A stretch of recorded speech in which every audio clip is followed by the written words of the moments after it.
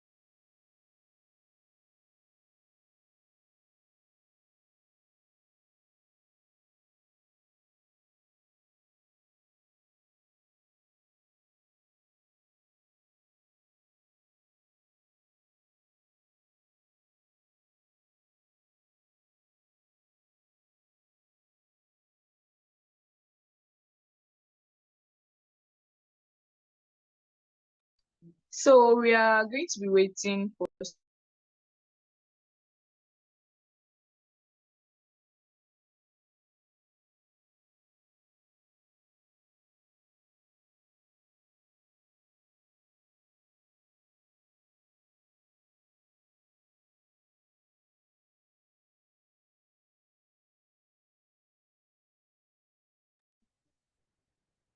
Wait, am I talking? Jesus, I don't understand. Please, can you hear me? Good evening, Oluwatomisin. Yes, we can hear you. Okay, I was.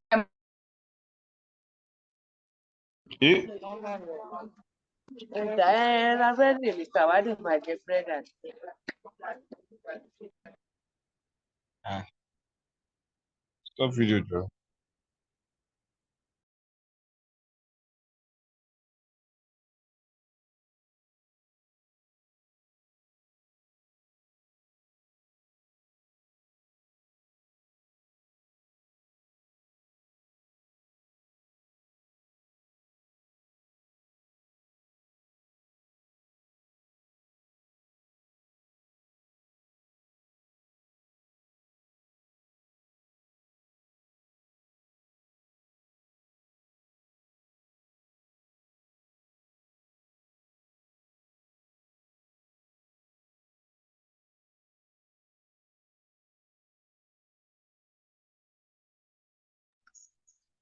Good evening, everyone.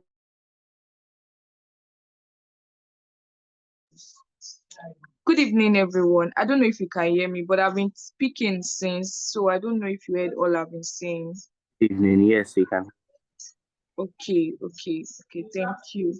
All right, my name is Oluwatomisin, and I'm the community manager at OraeSpeak.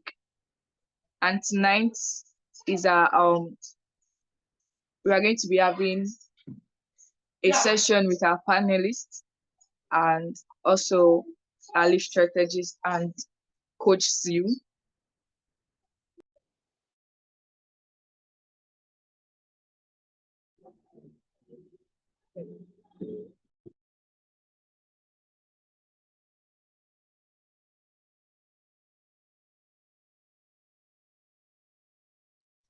Okay, hello. Okay, so I want to know if you are here with your jotters and if you are here and you're ready to learn, because there will be a lot to learn tonight. I'm sure that we've all come here with a purpose and a reason, and it is very important that you are here with your jotters because there are a lot to learn, there are a lot to write down. And if you are here without your jotters, I will advise that you go and get your jotters, because why are you here without your jotter? Why are you here? What if there's exam? Are you going to fail it? But that's on a lighter mode. If you're not here with your jotter, we ask that you get your jotter. I won't advise a digital one. I'll advise that you get a physical journal and write down some things, because trust me, it will be very useful as you're going into the new year with your public speaking career. So I'm going to be calling on the HOI of OraeSpeak. That is the head of innovation, Tolulope Akinloye. Good evening. Good evening, everybody. Good evening. Please, let's all interact with each other in the chat box. This is one way we can know that you are here with us and you can, like, our voices are audible to you. You are flowing along with the things we are saying. Please, if you are here, I cannot see anything yet in the chat box. Or you don't want us to do CONFIBOOST tonight? Are you not excited to be here? I can't still see anything. Are you not even excited to be here? Like, let me know if you're excited. Good evening, Olawale. Good evening, Olawale. Hey, let me know if you're excited. You're about to learn something so amazing that will be a guideline for you into the new year. And you're not just learning from ordinary people. You are learning from 4 strategic people. And it's a lot. It's a lot, and you should be excited about it. Good evening, Gabriel.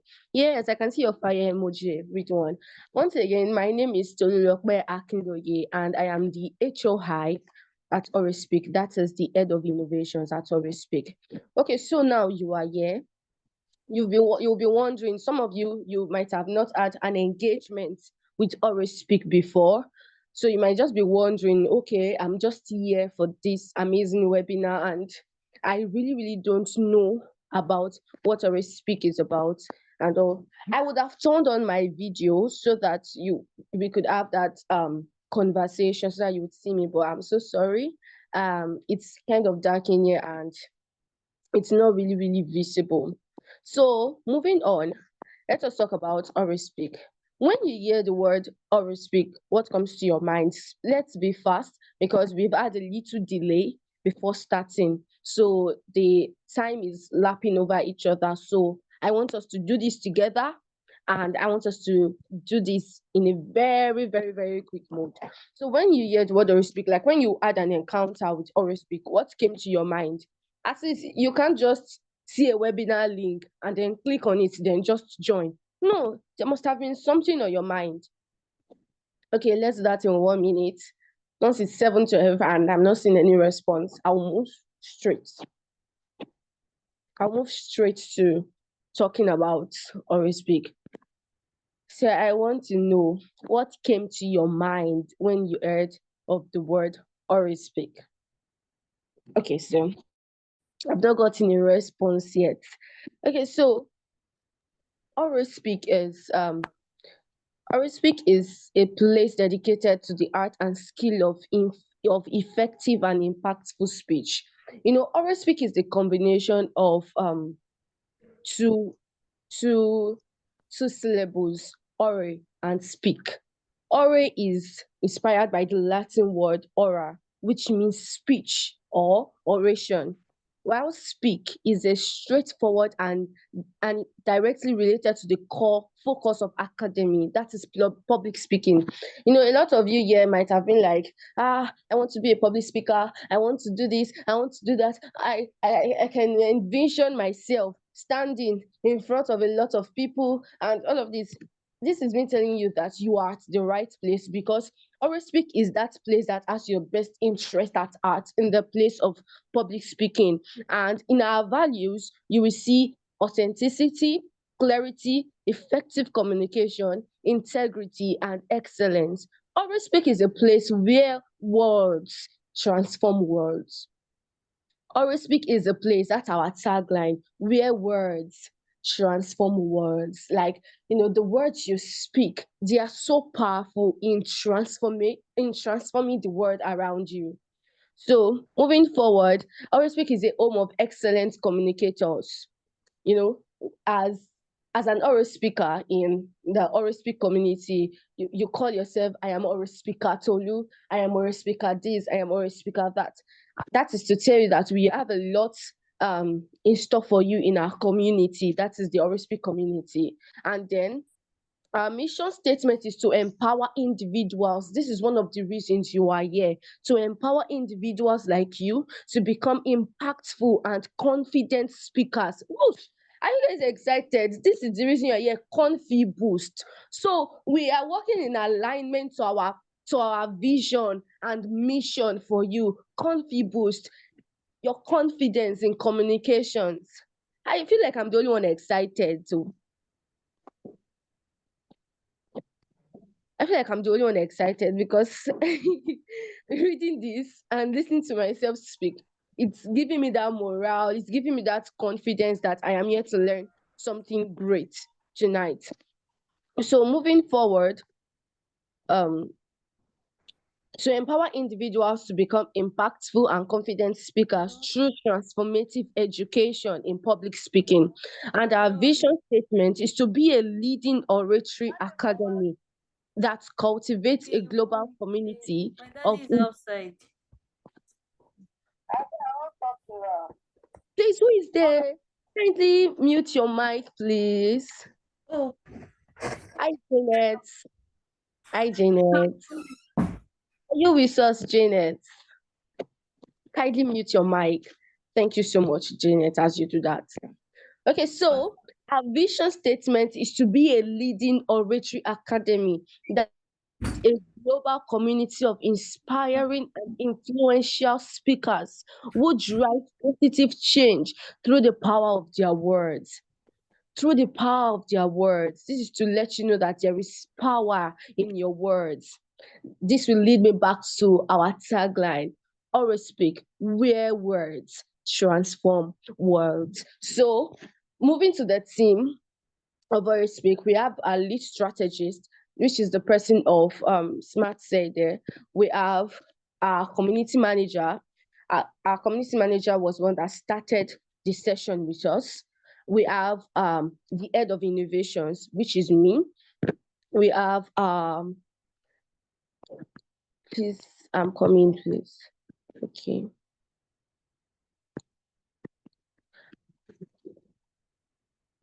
Please, I'm sorry, I got a mix.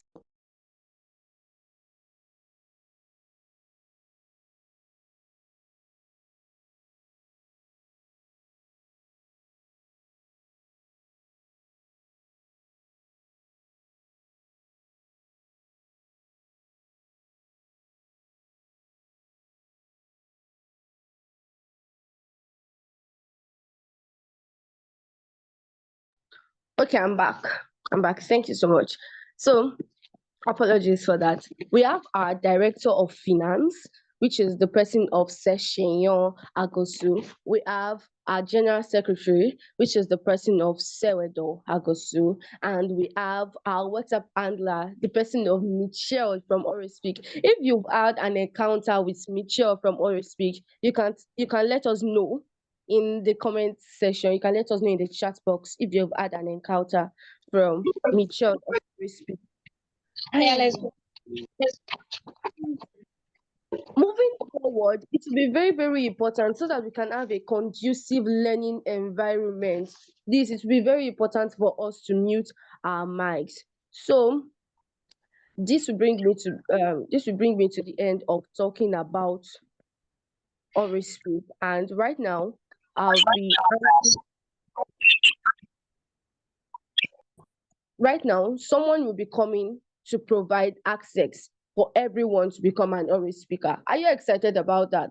Now you've heard about OraeSpeak, all the old where words transform words, my words are powerful, public speaking. I'm sure this is something you've envisioned about yourself. This is like the beginning of a great journey in your life. So right now, someone is going to be giving you all access into becoming an OraeSpeaker.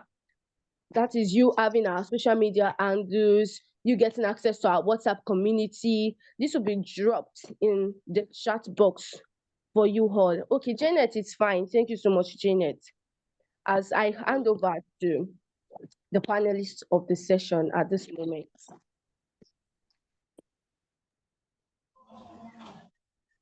All right.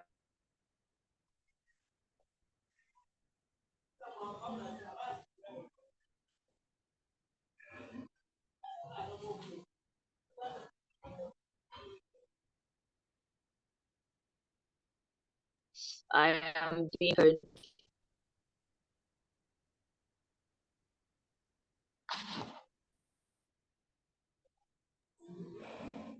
Good evening, everyone. Can you please confirm if you can hear me?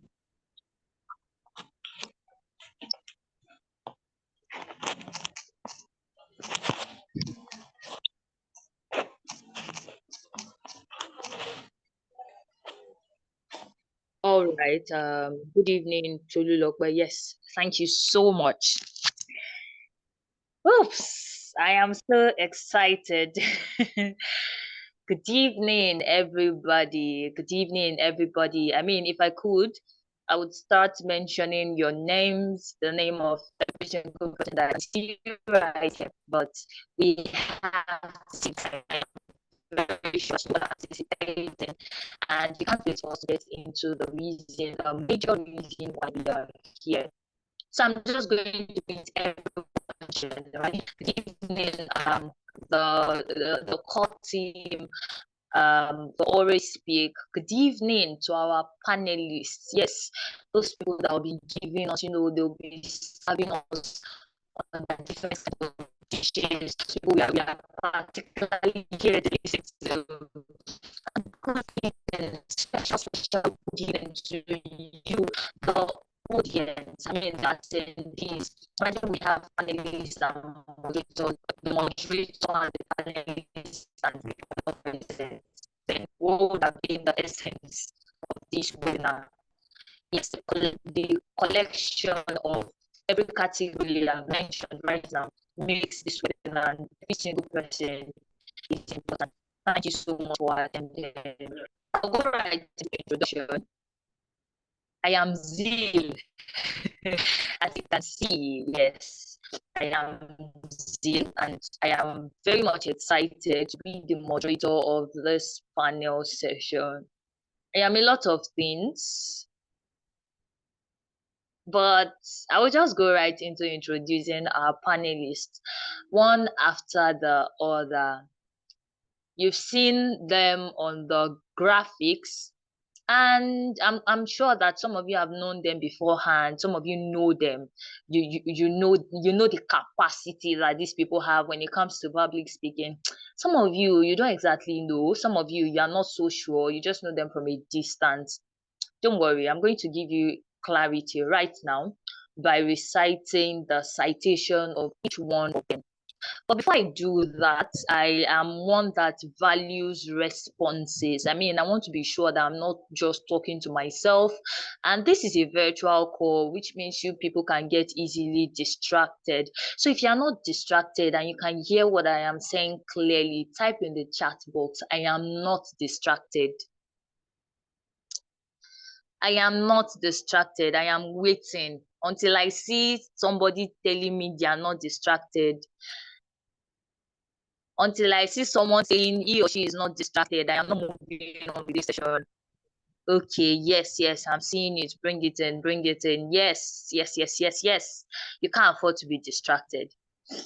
Yes, so I'll go right into reciting the citations of our amazing panelists, and in no particular order. This means that however I start and however I end does not matter or make any meaning. It doesn't prioritize one person over the other. I just have to read it. So I will be starting with what should I start with? Yes, I'll be starting with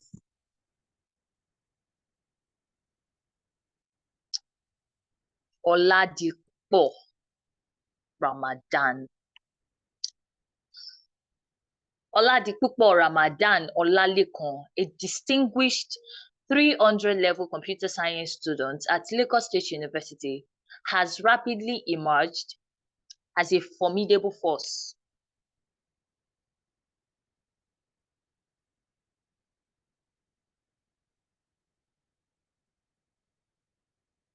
in the realms of public speaking and debate. With an impressive track record of victories in high-stakes competition, Ramadan has solidified his position as a leading voice of his generation. Ramadan's journey to prominence is marked by a series of resounding triumphs. His accolades include NASLASO Freshers Debate 2023 champion, a promising start to his academic career. Ramadan's early success marked him as a rising star. LASUSU Freshers Debate 2023 champion, a strong beginning to his public speaking involvement. Ramadan's early success foreshadowed his future leadership. World War V champion, a testament to his mastery of debate. Ramadan clinched the coveted title at LASU's premier interfaculty debate. Speak Pro Public Speaking Competition 2023 champion. Recognizing his exceptional oratory skills, Ramadan emerged victorious in this prestigious national competition. National Debt Tax Justice Debate 2024 champion. Demonstrating a deep understanding of complex economic issues, Ramadan outperformed his peers in this highly competitive debate. Jaw won National Public Speaking Competition 2024 champion. His powerful delivery and persuasive argument secured him the top spot in his renowned national competition.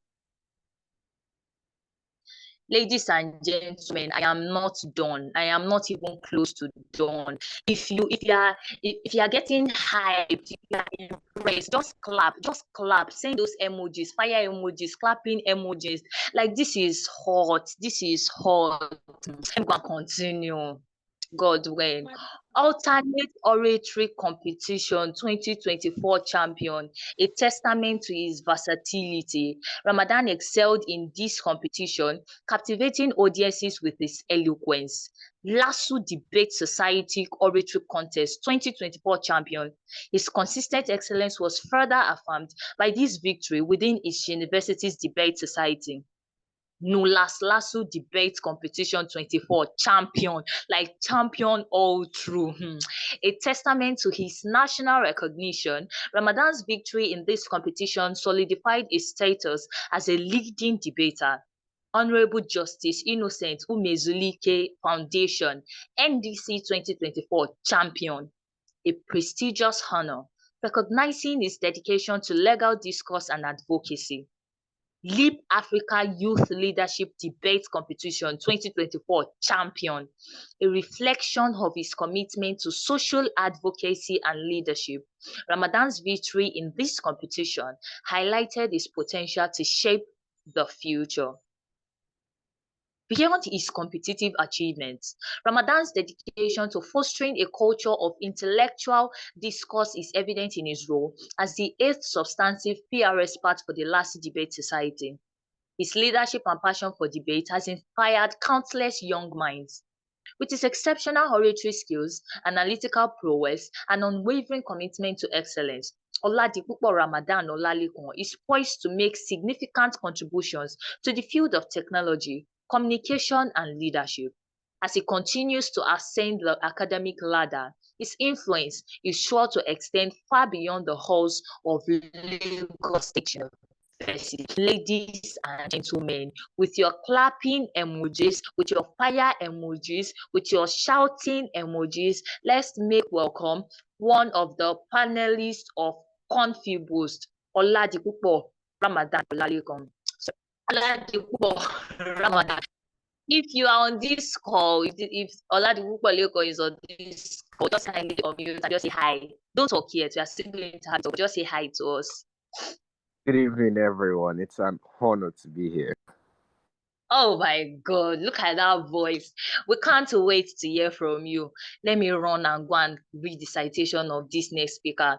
You people, by this time, you should be assured that these people are not here to come and bobo you. They are here with value, and you should take your time to listen. Moving on to the next panelist, Bakari Temitokpe. Let's dive into reading our citation. Bakari Temitokpe is an ardent lover of Christ, a diligent woman, and a highly compassionate being who excels in various pursuits. She is currently enrolled in the Lagos State University as a 400 level student studying mass communication, where she has remarkable achievements to her name within the walls of school and beyond it. She served as the Assistant General Secretary of the Lassie Debate Society, and her impeccable ability to influence and persuade people made her role as the chairperson of the sponsorship committee in the Lassie Debate Society a role undoubtedly befitting. Currently, she serves as the Vice President of the Lassie Debate Society, an organization known to be the most reputable student-led organization in the Lagos State University. Temitokpe illuminates the essence of her carved name, Global Tema, through her speaking adventures. She is a competent event host and compare with a huge sense of humor and appreciable audience engagement ability. Temitokpe exhibits an unquestionable public speaking prowess. She works as a public speaking coach at Sakina Impact Academy and Let It Shine Academy. During her leisure time, Temitokpe can be found cooking or reading novels. Ladies and gentlemen, don't tell me that let that round of applause come in. That round of applause, let it come in as Bakari Temitokpe unmutes her mic and say hi to us.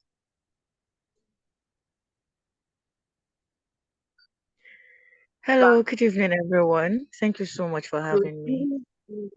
Oh my goodness, that is another sweet, sweet voice. Let me run again. I've been running this night now to the panelist CONFIBOOST. Yes, I am about to read a citation. Oh my God. Seide Agosu, widely known by her alias Smart Seide, is a distinguished woman with a myriad of talents. She is a law graduate from Lagos State University. Seide has demonstrated exceptional skills not only in academia but also as a dynamic communications specialist and coach, public speaker and public speaking coach, human resource manager, freelance writer, and MC/compare. Her journey into the world of public speaking is marked by numerous accolades, earning her recognition as an award-winning speaker. Seide is the executive director, lead strategist, and founder of OraeSpeak. Let me see your virtual claps. At OraeSpeak, she imparts her expertise to aspiring speakers, enhancing their communication skills and confidence. In addition to her roles in education and public speaking, Seide wears the hat of a human resource manager, showcasing her proficiency in managing and nurturing human capital within organizations. Adding another layer to her repertoire, Seide dons the hat of a ghostwriter, demonstrating her literary prowess by crafting engaging narratives for various projects. This multifaceted approach showcases her ability to seamlessly blend different skills and contribute meaningfully to diverse creative endeavors. Seide is also a kingdom disruptor. When she is not in her work element or kingdom element, she is somewhere fantasizing about beans and bread or amala, gbegiri, and ewedu. Although this does not imply that she is a foodie. Seide Agoso, like a smart Seide, stands as a beacon of accomplishment, seamlessly weaving together her roles as a communications expert, public speaker, entrepreneur, coach, ghostwriter, and leader. Her journey personifies her harmonious blend of academic excellence, leadership, and creative expression. Ladies and gentlemen, again and again, let me see your virtual applause as Seide Agoso unmutes her mic and say hi to us.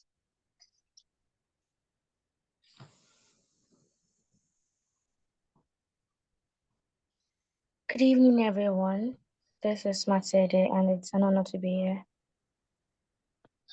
Thank you so much, Smart Seide. That's another very nice voice. I mean, as anyone noticed, all of them, they just have sweet, cool voice. Okay, there is actually no time to waste time. We've wasted a little time and we have a lot to say for time to be wasting. So we are going to get right into it. I've introduced myself as Zil, the moderator of today's panel session. I've introduced today's panelists, Bakari Temitokbe, Oladipupo Ramadan, and Smart Seide. We'll be going right into the panel session proper. I hope you all are ready, and just as it has been said from the very beginning, I have with your questions. And in the course of this panel session, ensure that you note your questions because we'll be taking 1 or 2 questions from you people. So my panelists, I hope you are ready to get into it because the questions I have here, they are like 150. So let's start, yeah. So my first question will be going to Smart Seide. My first question will be going to Smart Seide. And as the lead strategist of OraeSpeak, a leading company known to equip people with all they need to become expert public speakers and communicators, you know, OraeSpeak is presenting us, with this life-changing webinar, Teamed ConfiBoost, and we really thank you for it. So my first motive actually is to divide the sub-theme amongst the 3 of you. So I believe we're aware that under the major theme is ConfiBoost, but under it, we saw things like boosting your confidence. We saw things like conquering stage fright and overcoming imposter syndrome. So I went through the citation of the 3 of you, and the first interesting thing I want to do is to divide this sub-theme between you people. So I'll start with you, Seide. So I believe that before we even talk about boosting confidence, we need to first know how to build confidence. Some people are not confident at all, or so they believe. And I believe that you must first have confidence before you can think of boosting it. So I would like you to enlighten how to build our confidence because before we can even think of boosting it. Let's hear from you, ma'am. Okay, thank you very much.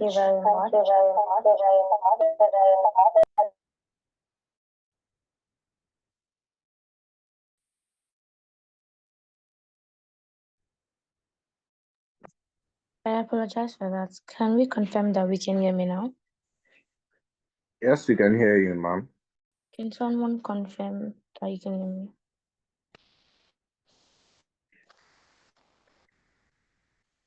Okay, thank you very much, Victory Joseph.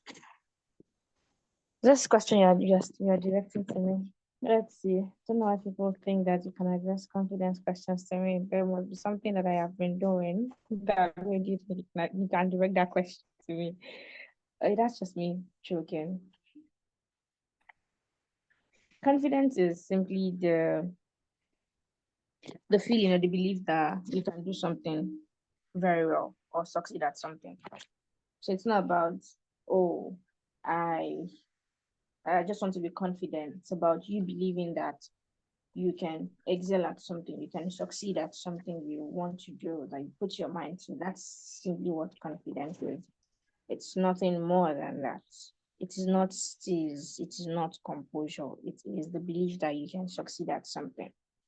And better part of my for the early part of my teenage years and my preteens, I keep saying it that I had 0.0000001% self-esteem, which translates to me also being not confident. And it took a lot of mindset training for me to arrive at this point where I am not seen as someone that people think, oh, he's very confident and he's very this, very that. That's what they see.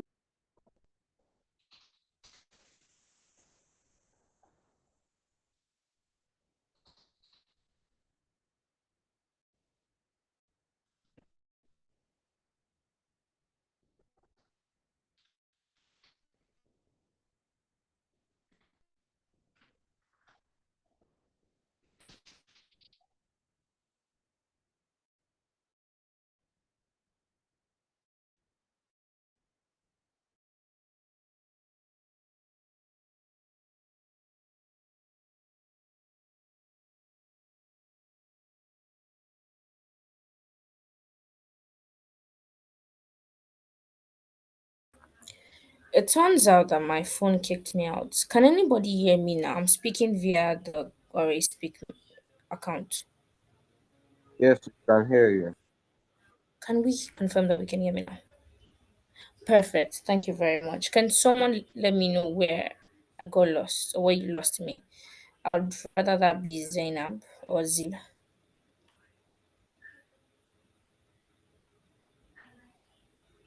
Izil, you can unmute your mic to let me know where I got lost. The last one I heard was when you said you had 0.0001% self-esteem.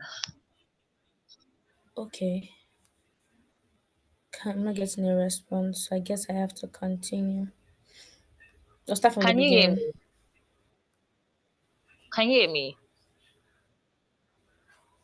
I said that for the better part of my life. Wait, I think she's speaking, but I can't hear her. Give me a minute. Can you hear me now? Yes, I can now. Yes, I said you stopped at the part where you said you had 0.0001% self-esteem when you were younger.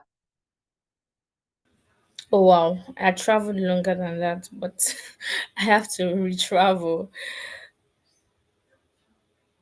It took a lot of mindset reframing, a lot of work to get to the point where now I can just be audacious to do stuff. And it started with me believing that I can succeed at anything I put my heart to. I can ace whatever I put my heart to. And key part being whatever I put my heart to. Yes, I want to succeed, but if I don't put my heart to it, I'm not going to succeed. Little by little, I started taking chances, taking opportunities as they come, and just putting myself out of my comfort zone. I know that we all love our comfort zones, to be honest. It's not bad for you to love your comfort zone. It's just bad that you don't push yourself out of it. For me, I had to start pushing myself out of my comfort zone. I loved sleeping. And till now, I think I still love sleeping. Just that my body doesn't know how to adjust to sleeping again like people should. I love sleeping. And having to start going into public speaking was a lot. We started with my Fridays that were meant for resting became days where I had to get trained, and they stopped being just Fridays into other days of the week where you have assignments, you have to do this, you have to do that, and you have to do it before Friday. So all of this started. And how did all of this start? Believing that I can actually succeed at whatever I put my mind to. Did I fail at different points? Yes. I did, because you won't always get it right at the first instance, but you get it right as you grow. I said grow, not as you go, because you can't keep going and not grow. Growth is that you're learning from the mistakes and you're putting in more work than you did the last time, trying to maintain or surpass different levels. And that is how I started my confidence journey. But yeah, your question is, how do we first build confidence? The first thing you must do is believe that you can succeed at anything or at something you want to do. But you believe that you can succeed at what you want to do. That belief would take you into taking action, and it would maintain. If you don't lose that confidence, that mindset, you would keep up with it as you go, as you grow. And confidence is something that it grows, right? It grows. The way you are confident at the beginning is not the way you get confident as you grow. Yes, imposter syndrome is definitely going to do as both at different points, but as long as you keep believing that you can do it, and then there's something that having a track record of success does for you. When you've been doing stuff and you've been exceeding, just tell yourself, "Ah, this one I want to do right now, it's heavier than anything I've ever done before, but I have surmounted this level. I have passed this level gracefully. I have done this, or I have learned from this, I have learned from that, which means that now I can do better in this situation that is presented before me." So confidence, building your confidence starts with you believing that you can do something, then you taking action. If you don't take action, you can believe you won't, you will succeed, and just keep believing. But when you translate that confidence into audacious actions, then you can begin to surmount the levels that you didn't know you could surmount. You begin to excel at levels that you didn't think possible at the beginning. Right now, for some people, let's say you want to start hosting events. At the moment, you may not believe that, oh, I can host something like African Magic Viewers Choice Award. That's fine, because you need track record to also tell you that you can do that. So what do you do before you get to that point? You start by taking action. You host events in your church, you host events in school, you host events for your department, you host events at different levels.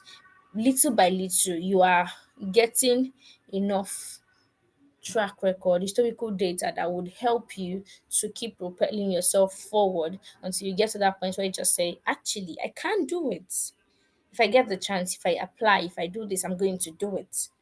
That is, you already have the power. You already believe you have the power. What is left is for you to get the opportunity to do so. And that's how confidence building begins. Other things that would come would be based on historical data that you have. And yeah, that's it from my end in answering this question. I'd like to hand over the mic to Coach Zeal right now, or Zeal. Thank you so much. Oh my goodness. I was just jotting. I hope you people are jotting. So I hope you're writing. I mean, that was value packed. I took away some things, confidence is the belief that you can do something, that when you set your heart to something, you can do it. So if you're feeling like you're not confident, you think you can't be confident at something, you can. You just need to believe. It all starts with your mindset, and it all starts with starting small. Like you said, see me now, I'm starting my panel session journey, so that me too very soon I'll be moderating panel session on the TV. Thank you so much. Thank you so much, Smart Say there. And I'll be directing my next question. Yes, please, as these things are going, when you get a bullet point or a line that really hits you or makes a lot of sense to you, just drop it in the chat box. Yes, drop it. Yes, so anyone might have missed out on it, and let's just do this together. Let the vibe, let the energy, let everything continue. So my next question would be for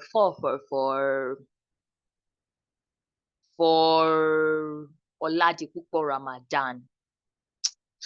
So Ramadan, I read when I was reading your citation, in my mind, I was just doing good, doing how many stages, and not just that you were climbing those stages, like champion in everything, champion, no second position, no, champion, champion, champion. God, when?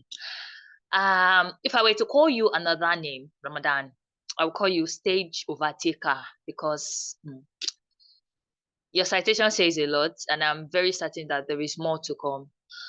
But right now in ConfiBoost, we want to know some things. That you compete on international stages and win is no longer news. But before I ask you to enlighten us on how you climb those stages, I mean, with or without Fright.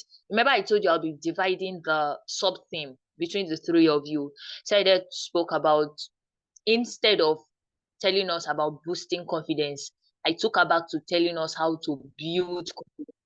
So now, before you come and tell us how to overcome stage fright, the first thing I want you to reveal is the secret of how you gain access and opportunities to these stages. I mean, before we can talk about how to overcome stage frights, there is need for us to have a stage first. So how do you gain access? How do we gain access to these stages before we can now start thinking of how we want to overcome stage fright? So let's hear from you, Ramadan. All right. Thank you very much for that question. Can you confirm I'm audible? Can anybody hear me? Am I audible? All right. Thank you. Okay, so firstly, how do you get access to these stages to compete? To be very, very honest, it's a lot. It's 10 times easier than people think it is. I have two rules. I contest in every competition I'm qualified to contest in. And the second rule is if I'm not qualified, I wait until I'm qualified.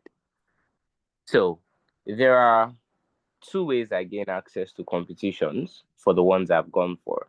The first is from social media or word of mouth. If you start engaging in posts related to competition, if you see a competition post, most times there's a call for entries for almost every competition. See a call for entry, you like the post, you comment under it, you do your own entry.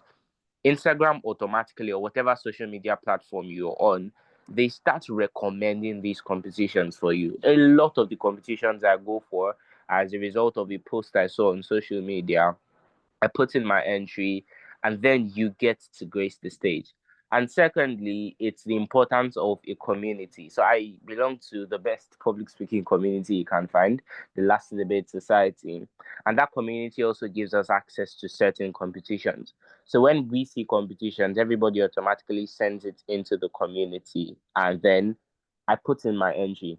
Certain times you have to go as a school. So you have to apply to represent the school, and then there's a series of competitions in-house to now select the representative. And I think this is another stage that a lot of people shy away from. The burden of getting to represent an institution or getting to represent yourself, as the case may be, is nothing compared to the thrill and the rewards of actually gracing this stage. And even if you don't win, it's never a loss. Because I go to a competition, if I don't win, then I've learned how not to win. And next time I wouldn't do what I've learned about how not to win. So it increases my chances of winning. So one reason why a lot of people shy away from competitions is the fear of putting in a lot of work and not winning. So I think that's the first step to gracing the stage. Dead the idea, permit me to use that. Dead the idea that there's ever a scenario where you lose. Because even if you don't win in terms of position, you win in terms of knowledge acquisition. You get things. You learn how not to do things. You learn how to do things from the people who actually get to that position. So it's all a matter of your mindset.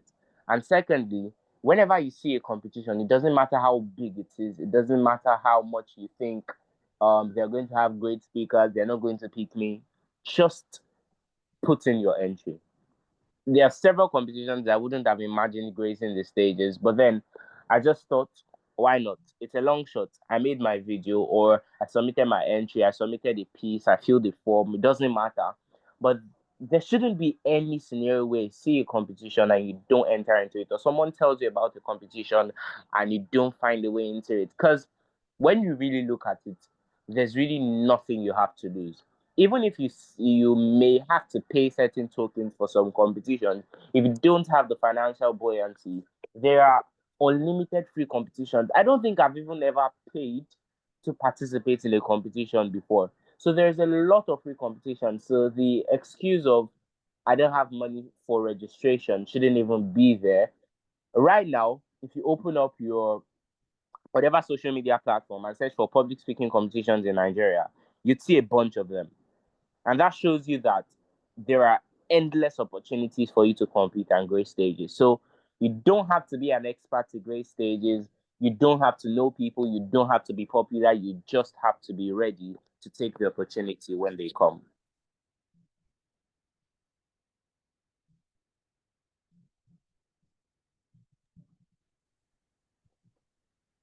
All right. Thank you so much. Oh my goodness, I was still writing when you finished talking. And I took this. If you are qualified, contest. You want to build confidence and you're running away. If you are qualified, contest. If you are not qualified, wait and work on it until you are qualified to contest. Thank you so much. So much. I'm trying to run right now because I have 150 questions and time is just flying. And I must ask all of these questions before we leave this place this night. So I'll be going to the third panelist, Bakari Temitope, and this is my question for you. This is my question for you. So the term imposter syndrome is now so common. Like so common. You know that thing where something has a substantial meaning, but because everybody wants to form that, they know it, they just throw it around to the extent that it now seems like it's not so important or not so much of a big deal. So the term imposter syndrome is now so common to the extent that people are beginning to misplace its meaning and they now handle it with levity. So through my research, I figured out that you once featured in a podcast that shared information about imposter syndrome. And this is my question. How would you distinctly define imposter syndrome? And can you give a personal experience as a practical example? Bakari Temitope. I would repeat that just for the sake of clarity. So the question posed us, how would you distinctly define? I mean, everybody has different definition for imposter syndrome now. If I want to step outside of my door and I say, no, I'm not stepping out again, some people can call it imposter syndrome. So how would you distinctly define imposter syndrome? And can you give a personal experience as a practical example from you, ma'am? All right, good evening, Zio. Thank you very much for that question. Kindly confirm if you can hear me before I go on. I can hear you. You're clear. All right, thank you very much, ma'am. Imposter syndrome. When I think of imposter syndrome and how people misinterpret it, I think of depression. Nowadays, everybody wants to, or don't let me say everybody, a lot of persons claim that they are depressed. And the truth is they actually don't have money in their account, or they've not eaten, or probably they don't feel like attending classes, or maybe something is just not working, and they all come under the umbrella of depression. So when I think of imposter syndrome and how people misinterpret it, my mind goes straight to depression. Now, imposter syndrome is not something everybody will, should I say, will get to experience. Yeah, let me put it that way. Not something everybody will get to experience. There are some persons that I would not say would never know what imposter syndrome is, but there are some persons that imposter syndrome is something they deal with every time, every day. Whenever they achieve something, imposter syndrome just eats them. Or whenever they're about to achieve something, this feeling just comes and it overwhelms them. Now, imposter syndrome is different from lack of confidence. It's totally different. They are two different things. And imposter syndrome happens to certain persons. So when you hear some people say, oh, I'm having imposter syndrome, it's very easy. With few questions, you can easily tell if that's what this person is going through, or the person doesn't have confidence or something like that. I'd like to define imposter syndrome as the feeling of doubt and fear that you are not good enough despite your achievement and success. It's feeling like a fake, feeling like you don't deserve everything good happening to you, or you don't deserve to be in the position you are in right now.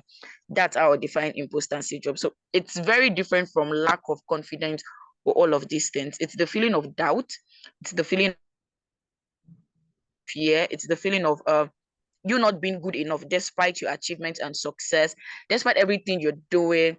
It just feels like it's not enough. And some way, somehow, you feel that, oh, people are eventually going to find out about your inadequacy, or something is going to happen, and people just discover that, oh, you're not fit for that position, or you're not supposed to be in that position. That's how I define imposter syndrome. And a personal experience. All right. So I'm the current vice president of the Last Debate Society. And before I contested, imposter syndrome hit me so hard. Even on the day of the election, imposter syndrome dealt with me. I mean, there was just this feeling of fear. I don't think I can do this. I had to reach out to my best friend to talk to her about it. That, okay, you know what? Then I didn't even know it was imposter syndrome I was dealing with, or was messing with me or something. I just reached out to my best friend and I told her that I don't think I can do this. I want to back down. Said I'm no longer interested in the position. I don't think I can do it. I don't think I'm good enough. I mean, despite everything I've done, I mean, I hosted one of the biggest storytelling events in Nigeria. I am a reporter for Leadership newspaper. I talk on podcasts, a lot of things. I've done a lot of things for myself. But there was just this fear that I would not do well as the vice president of the Last Debate Society. I felt like if I emerge as the winner, something is going to happen some way, and people will just find out that, oh, Tema doesn't deserve it, or Temitope isn't supposed to be the vice president. And it really, really dealt with me. I was scared.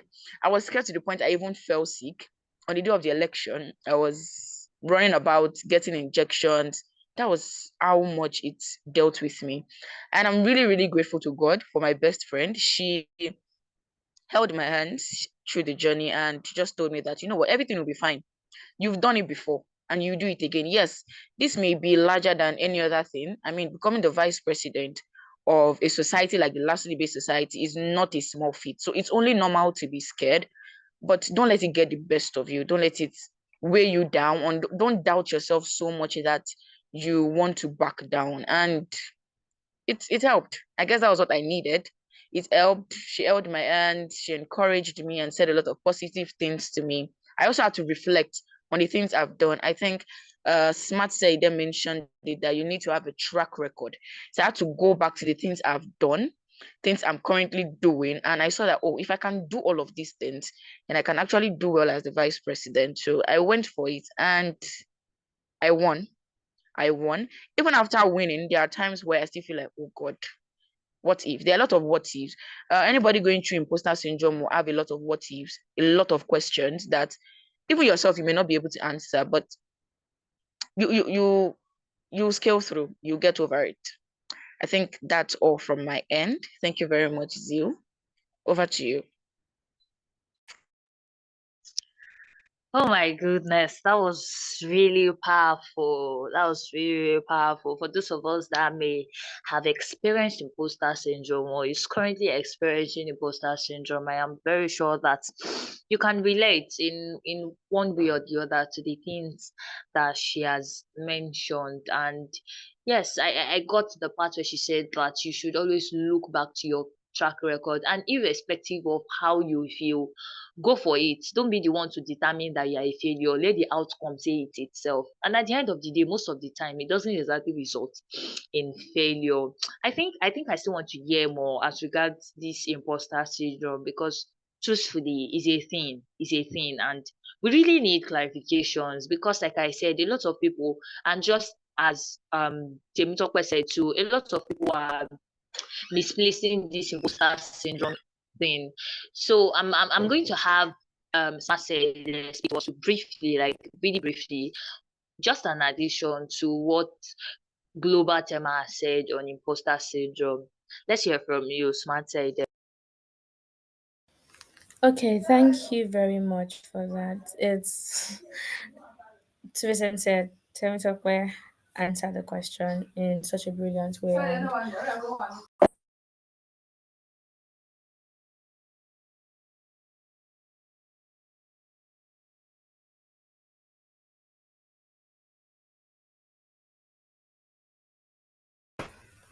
I apologize for that. She answered the question brilliantly. I just want to add a few of my thoughts on it, right? Imposter syndrome is not just a syndrome. I feel like the name itself does not do justice to how wicked that spirit is, because it's simply telling you that, oh, you can't do it despite the fact that there is evidence before you that you can do it. Ramadan already talked about you being qualified before you go to speak, to get to certain stages, right? That is brilliant. Even in that qualification, imposter syndrome is that feeling that despite all the way I'm qualified, I cannot do this thing. I can't actually ace this thing. And it happens to even those who you think are the most qualified. By those who are the most qualified, I mean even persons who have graced the biggest stages in the world, even CEOs that have made the most impact and money in the world, everyone still experiences that thing because it is crazy. And there are certain things that would make you that I realized that made me feel that way. And I've also studied others who I have noticed to have had such experiences. I studied and realized that there are certain what's it called now? There are certain characteristics, children that come together with imposter syndrome. And then there is the first one, which is self doubt. That is where you are questioning your abilities. It is not bad for you to question your abilities, but it is bad when, despite the evidence before you still believe that you cannot. Then there is fear of failure. Nobody wants to fail. But if you check, if you study well, you'd realize that most of the successful people, not most of all the successful people in the world, have been failures at different points of their lives. And it is the lessons from those failures that propelled them to become the success that we now see. So, you running away from failing itself is you failing. If you want to fail, don't fail backwards, fail forward. And by failing forward, I mean just do it. And if you fail at it, know that you learned. You learned. You didn't exactly. You didn't lose. There's one thing we used to say in LSUDS, which is that when people say, "Oh, this person lost," we just say, "You didn't lose. You actually learned. You learned. You learned what not to do next time. You learned to do better next time." And then another charge that comes with, or characteristics that come with imposter syndrome, is that there is this spirit of perfectionism that you have, which is where you are setting unrealistically high standards for yourself. You've not become Mojibade Soshonya, but you're judging yourself like you're Mojibade Soshonya. I get the point of you wanting to, you know, what's it called now, to work not based on your current timeline, because you want to get somewhere. You're trying to make the bar someone else's bar, but you've not gotten there. So start with the one that you can start with. Don't aim to be IK when you are not yet even yourself. Please kindly mute your mic. Thank you very much. I'm sorry. Thank you. And then it also comes with you attributing your success to external factors like, oh, luck, oh, it's the perfect timing, or I will not win this thing because Ramadan is in this competition with me, so I would not win. What makes you think you would not win? That Ramadan has his own track record. Ramadan is going to ace it. Do you think Ramadan has not had to step great stages where persons who he thought he could not beat were there, but did he still beat them? Yes. So it is best that you just do it instead of attributing it to, oh, this person is there, that person is there, and the person that went before me did this. So the bar is like this. I cannot beat the bar. Just shut up and beat the bar. Just take that bold step. Just be audacious, and you're going to get what you want to get, even if you don't get it. You learned. You didn't lose. And then for some of us is that we find it hard to accept praise. We find it very hard to accept praise. So you downplay your compliments. You make people feel like you don't deserve it. And you also make yourself feel like you don't deserve it. I've been a victim of this one many times where you be telling me stuff and I'm just like, oh my god, is it me you're talking to? Because oh, that's not me, that's not me, that's not me. I used to downplay the compliments I get a whole lot, but now I receive them graciously. So no matter what level you are, just understand that imposter syndrome is definitely going to rear its ugly head, very, very ugly head. But you, the beautiful you, can beat that imposter syndrome. By the beautiful you, I mean you actually doing the thing that imposter syndrome is telling you not to do. And that's pretty much it from my end. Thank you very much. Thank you so much. Smart said, I don't know why the comment section, is it comment section they are calling it, or chat box? Why is it silent? Why is it not? It's supposed to be brimming, it's supposed to be hot. Like I was taking note. You running away from failing is you failing. Let that stick. Each time you want to run away because you think you are going to fail, let it reoccur in your head that you are as well failing. And I also got this one. Just shut up. Just shut up and beat the bar. just just shut those voices that are telling you this, that. Just shut it and just beat this bar. I mean, imposter syndrome is a thing. It is actually a thing. Me, please let's mute our mic for the sake of order. Let's mute our mic to avoid the interruption and to keep this place orderly. Thank you so much, people. So let me contribute to boosting your confidence. Me eventually coming out as a panel session moderator after it living in my head since third level is me beating imposter syndrome. So it is not too late. It is not too late. Still on this matter of imposter syndrome, but with a little sprinkle of stage fright. I mean, we've heard about imposter syndrome from Tema, we've heard from Smart Saide, and even though the question I have originally, the second question I have originally for Ramadan was to be about just stage fright. I think I'm going to add a little spice of imposter syndrome to the question. Please let's keep our mics muted, please. Let's keep this orderly and as sweet as it has from the very beginning. Please. Yes, thank you so much. So, yes, I am so excited. My whole body is just doing me. Oh, thank God. Ramadan.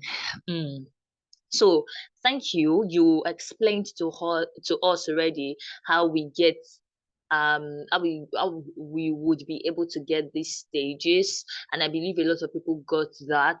So I want to go into the major question now, which is, how do we conquer stage fright?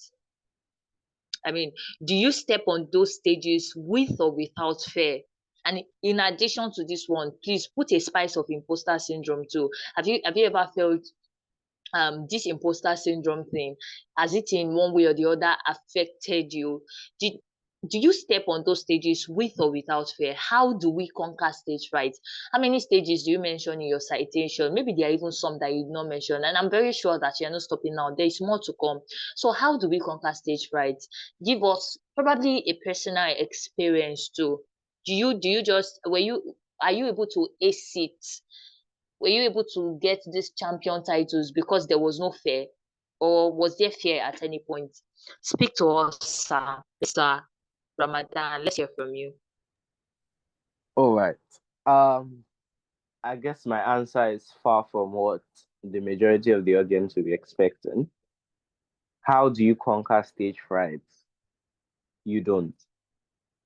You only learn how to manage stage fright.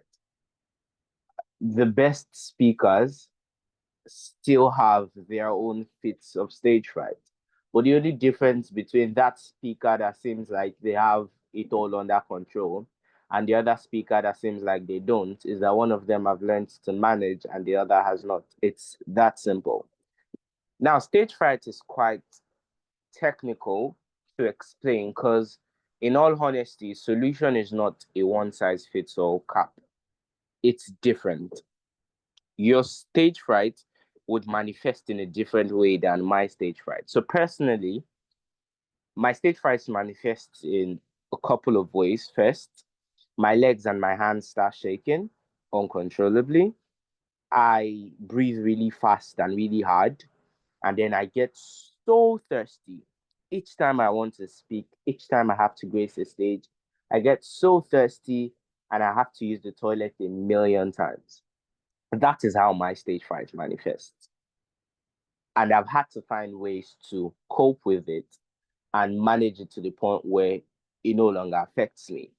I know when I want to speak, I need to drink a lot of water. I come into the stage or wherever I want to speak, I always move with a bottle of water.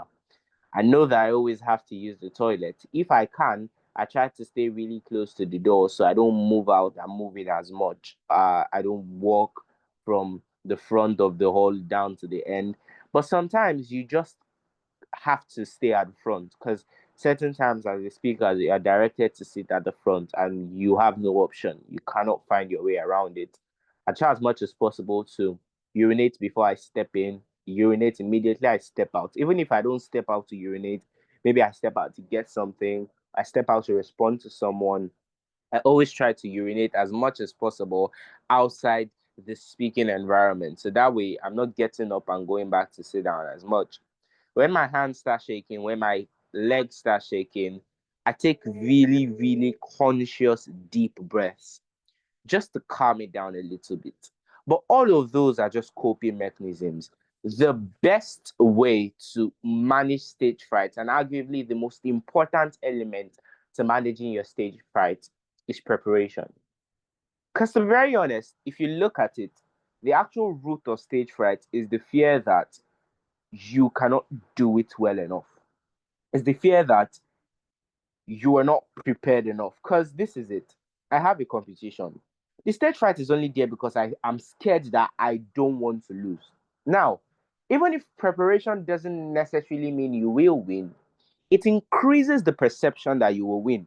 The person who prepares and the person who doesn't, it's clear. It's the mentality. Now, you might be up against a brilliant speaker that doesn't need preparation, or even if you prepare, because of the wealth of experience that these individuals have, you may not be able to meet up or you may not be able to beat them in certain competition. But when you look at it on a mindset level, a person who has not prepared is more scared of losing or has a higher chance of losing in their head than the person who has prepared. If I go for competitions, I've had situations where personal duties or personal happenings, let me use it that way, do not allow me prepare as much as possible. And I've gone for competitions where I've put in the hours, I've put in the days, I've put in the weeks. My stage fright in those competitions where I prepare is significantly reduced as opposed to the competitions where I cannot put in a lot of preparation. So for beating stage fright, it all boils down to two things. One, find the way your stage fright manifests and work around those. Find coping mechanisms around these manifestations. And secondly, prepare as much as you possibly can. Your preparation could be anything. Read your material, present your material to people, get a coach. Super important. It doesn't have to be a formal assignment of a coach you pay salary, just someone who actually knows the thing you're trying to venture into, that can guide you, that can give you insights. I think having a coach was easily the most instrumental tool or asset to my public speaking growth. It's super important during prep, super important for moral support, especially when you have that feeling of imposter syndrome. Because imposter syndrome can also manifest through stage fright. You're scared. What if I'm not good enough? What if it's not for me? What if I can't do it well enough? All of these contribute to your stage fright. So the other panelists have given us great tips to beat this imposter syndrome. Implement these tips and then couple it with the tips you could use to beat your own stage fright. And you're very well on your way to manage stage fright as much as you possibly can. But the truth is, you can never make stage fright disappear. You can only manage it to the point where it doesn't interfere with what you have to do.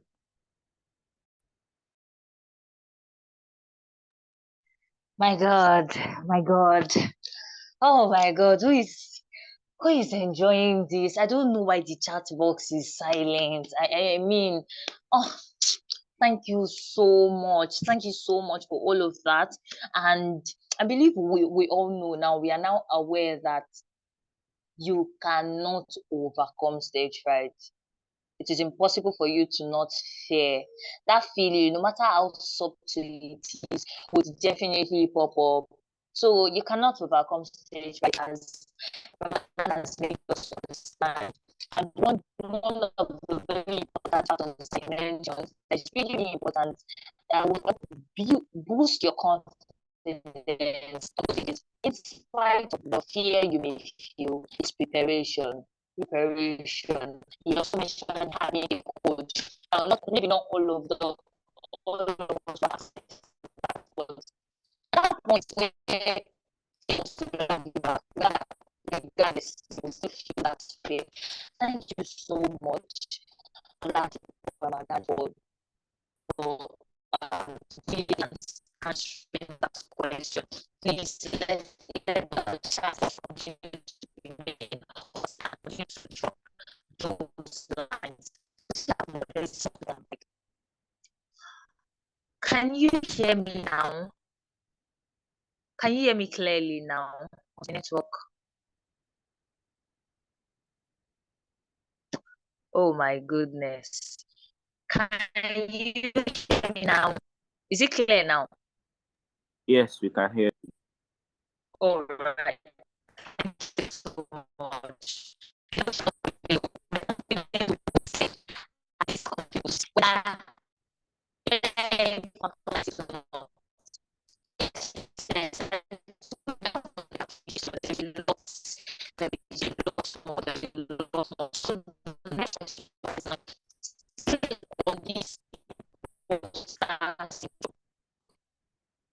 Oh my goodness. Can you hear me now? Is it clear now?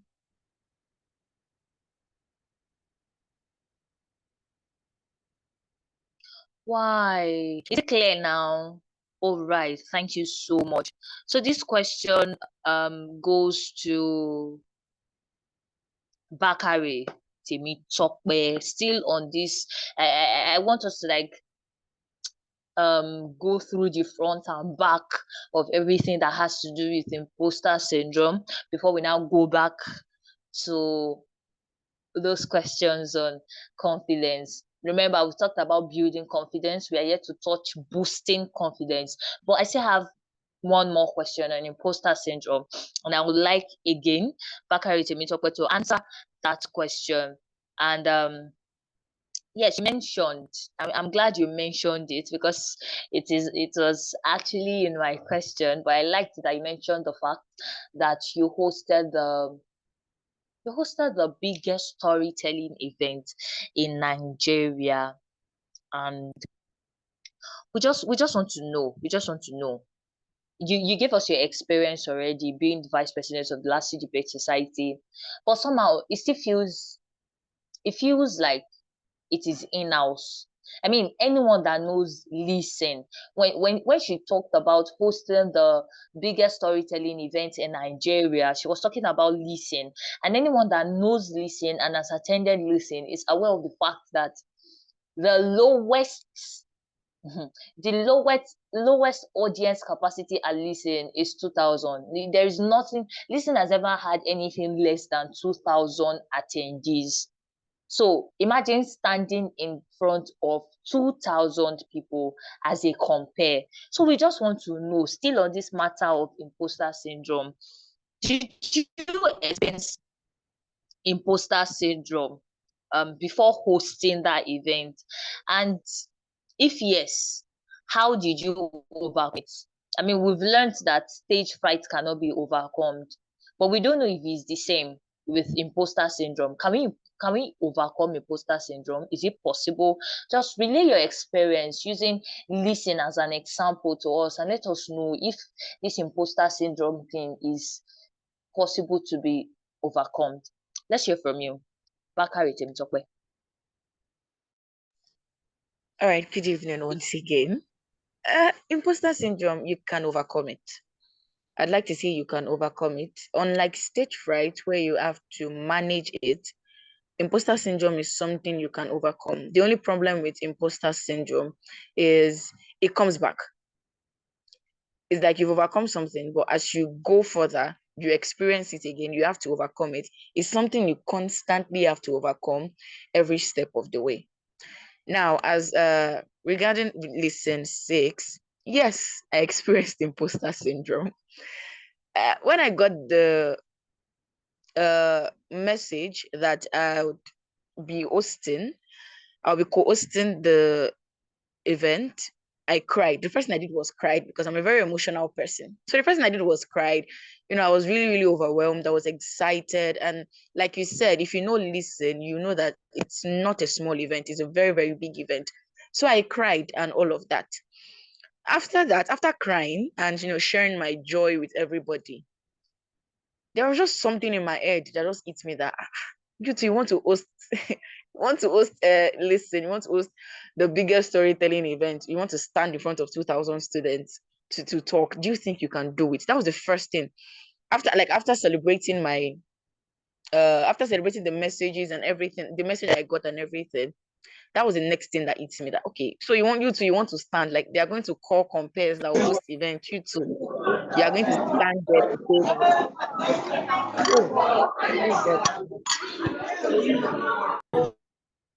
can you please mute your mic? All right. You're going to stand there. I'm going to host an event as big as that.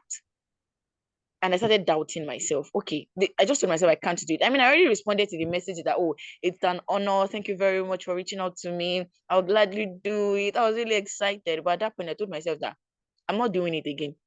I can't do it. I mean, how many events have I even hosted for the planning committee or for the chairperson and the presidency to reach out to me to say they want me to host listen? How many events have you hosted? Do you think you can actually do it? What if you go up on stage and you just flop, you turn everything upside down? After feeling like this for a while, I pushed those feelings aside and I started preparing. I prepared my dress. I was really, really particular about my dress because I wanted to look so good. So I worked on my dress and my shoes. I was already looking for money to make my hair, everything. I was trying to put everything in order and pushing these feelings aside. So I think one of the ways to overcome imposter syndrome is first to acknowledge that you have imposter syndrome. Acknowledge the fact that you're actually going through it. What affected me then was I tried to brush this feeling aside and just go on as if nothing, I'm not feeling anything, as if I'm excited about it. Am I excited? Yes. But there was doubt, there was fear, there was this feeling of not being good enough and all of these things. So I pushed it aside and just went about the preparation and everything. I didn't acknowledge it.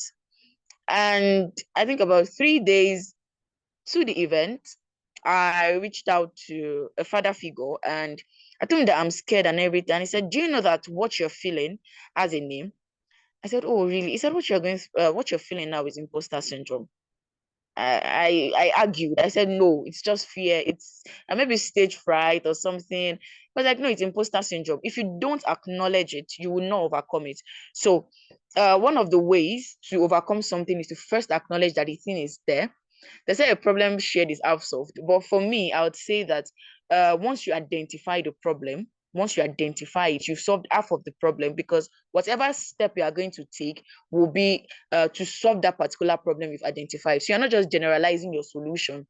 You've identified the problem and you're working towards solving that problem. So I acknowledge the fact that I had to acknowledge the fact that I was feeling that way. And another thing the father figure told me, which really helped, was positive affirmations. Positive affirmations. Now, people say that affirmation does not work. Affirmation works. It goes a long way, really. It goes a long way. Those things you say to yourself when nobody is watching you, when nobody is with you, those things you say to yourself, they go a long way. Like they reflect. They reflect. Whatever you say to yourself reflect in your attitude, the way you do anything at all. And you have to first control your mind before you can even control your body. You have to first control your mind before you can control your body. Control starts from your mind. So if your mind is not even in the perfect shape, you will flop. You will flop. If I had gone on stage with that with the imposter syndrome, with whatever I was feeling, I would have messed up real good. I would have messed up. I would have done a lot of things wrong. So I had to first acknowledge. Then the next thing was positive affirmation. I had to work on my mind. Positive affirmation is not just saying it. It's not just saying it. You have to believe what you're saying. Oh, I'm beautiful. Do you even believe that you're beautiful? You're just saying it for saying sake. So positive affirmations really helped me. I wake up in the morning. That day I got back home and told myself, I can do this. Come on, tell me talk. When you see me talking to myself or you hear me talking to myself, you think I'm a mad person. Trust me, I'm not mad. I'm just a cool person. Let's put it that way. So I got home and I was like, Timitoko, you can do this. What do you mean now? What do you mean you can't do this? Timitoko, you can do this. You are smart. You are intelligent. You carry yourself with so much elegance and poise. Have you seen yourself, baby girl? Positive affirmation is not just reading what someone else has posted on Instagram. It's not just carrying that screenshot and then you are saying it to yourself. The person that posted it on Instagram has a personal conviction about that thing before putting it there. So you too, work on yours, work on your own positive affirmation. It doesn't have to be the same with what other persons are saying. I told myself, you're very, very beautiful. You can do this. Come on, you hosted LLC, you hosted World War semifinals and finals, you hosted a tech event off campus, you've hosted things in church. Come on, what's listening to that you can't do? Tell me, doctor, you can do this. My dad walked up to me and said, what's wrong? Is there a problem? Why are you talking to yourself? I said, don't worry, you will not understand. But I kept saying these things to myself. I woke up the next morning, I said it. I was washing plates, I was saying it. I was going about my day, running around, running errands. I was saying it to myself. When you say it over and over and over again, it becomes a part of you. Even before I went up on stage, I took a break. I went to the restroom. I looked at myself in the mirror and I said it to myself over and over and over again. That's the second thing. The third thing is talk about it. Talk about it. Tell someone about it. Most times you don't know that that's what you're feeling or that's what you're going through until you talk to someone about it. Like I did. I didn't know it was imposter syndrome until I actually spoke to someone about it. And the person told me that this is what it is. So talk to somebody about it. When I say talk to somebody, don't just talk to any other person. Talk to a person that will advise you, right? Someone who is knowledgeable. I think Ramadan mentioned that having a coach goes a long way. So it's not just a coach. You can talk to your coach too, but your friend, someone in let's say higher authority, someone who is knowledgeable, talk to the person about it and just let it go. And finally, be kind to yourself. These are the things I did. These are practical things I did that helped me overcome imposter syndrome before it actually came back and I overcame again. Be kind to yourself. Smart Saide mentioned that where you are not like Mujibade Shu, but you're judging yourself like Mujibade Shu, you've not gotten there yet. Stop. Don't set the standard so high that you fail to acknowledge your little wins. Don't set standards so high that you fail to acknowledge your little wins. Be kind to yourself. get things for yourself. Appreciate the little efforts. Today, oh, you're able to tick off everything on your to-do list. Appreciate yourself. Oh, I did this today. Just be kind to yourself. Say sweet things to yourself. Don't be hard on yourself. Don't be hard on yourself. You're not the only one going through things, and you'll not be the last person to go through all of these things. Be kind to yourself. Acknowledge it. Positive affirmations. Talk about it, and be kind to yourself. Thank you very much. Thank you so much, Bakari Temitope. I was going to do a brief recap, but you did that already, and I want to be sure that we took note of the 3 bullet points that she gave. And one particular thing that I feel I observe as being a trend from the first time she spoke and now that she's speaking again is the fact that you should have someone that would support you, be it a friend, a coach, family. Just have someone that would support you, that would encourage you. Don't be in it alone. The first time she mentioned a best friend, this time around she mentioned a father figure. Don't try to fight it all alone. If there is a shoulder you can rest on, rest. Yes, yes. There is still time and there is still more. Yes, so I'll be going back to Smart Side and on this topic of confidence. Remember, we are talking about ConfiBoost, and so far so good. The session has been really, really amazing. I mean, I must appreciate OraeSpeak once again for this opportunity and putting these amazing personalities together. We are not ending yet. We still have some more. We still have some more. So I'll be going back to Smart Side there with the question. This question. So yes, Smart Idea, you told us already. I mean, what you were supposed to talk about was how to boost confidence. But I had to take you to the roots. Yes, because in my lessons, I've learned that when you want to solve problem, you start from the roots. So I took you to the roots. You've treated the problem from the roots. Now let's come back to the middle. We've known how to build our confidence for those people who may be struggling with it. Now we want to know how to boost our confidence. Like we have this confidence already, but it's giving stagnancy vibes, or it's giving is just there. I mean, we want to take it higher. So tell us, what practical steps can we take to boost our confidence? The confidence you will need to climb Obamawa Auditorium in Lasso may not be equivalent to the confidence you will need to appear um on the television. Let's say the biggest platform that they are showcasing on the television or something. So let us know, what practical steps can we take to boost our confidence? Let's hear from you, Smart Saide. Okay, thank you very much for this question.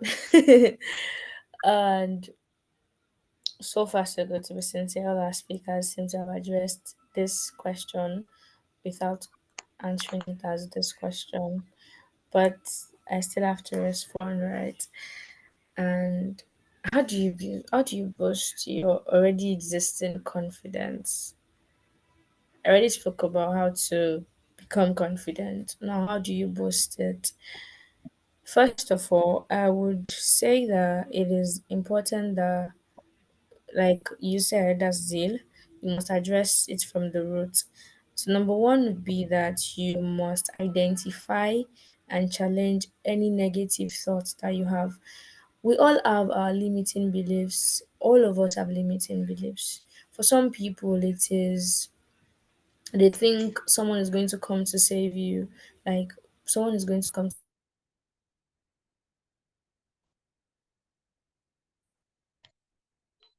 So we all have our limiting beliefs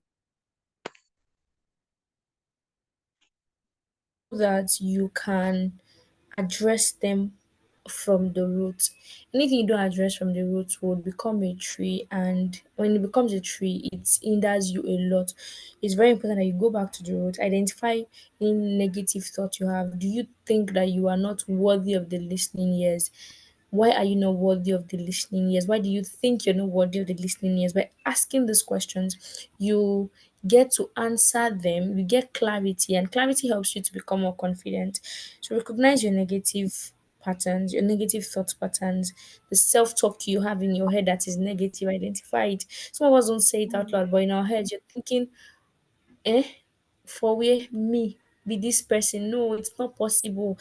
I'm not there yet. I've not arrived. When do you want to arrive if you don't start finding ways to arrive?